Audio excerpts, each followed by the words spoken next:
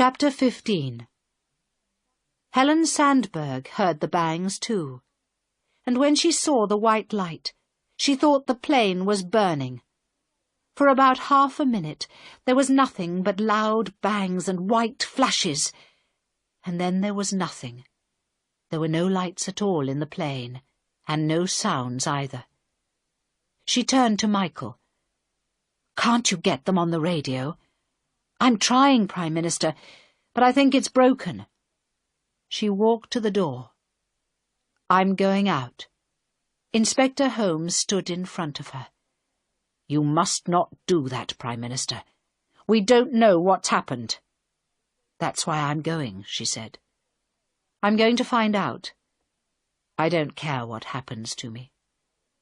He was a big man, but he was afraid of her. She walked straight past him and down the steps. In the departure lounge there was a crowd of passengers waiting to get on other planes, and also a lot of doctors, police, and newspaper journalists. She walked straight past them all and out onto the tarmac. It was dark and cold, and the wind blew rain into her face. When she was about 50 meters away from the building, she heard some people behind her, but she did not stop. The door of the plane opened, and a man in white came out. He had a gun in his hand, and he came backwards down the steps. After him came 2 men in yellow raincoats, with their hands behind their backs, and then 2 other men in white, with guns. 2 police officers came after her. "Wait, Prime Minister," they said.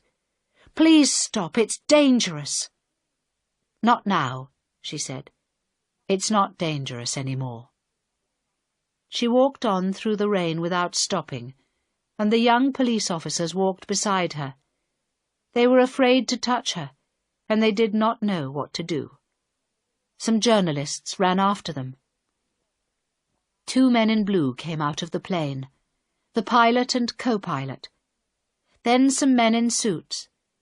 She was quite near the plane now, and there were quite a lot of newspaper photographers around her, but she did not stop walking.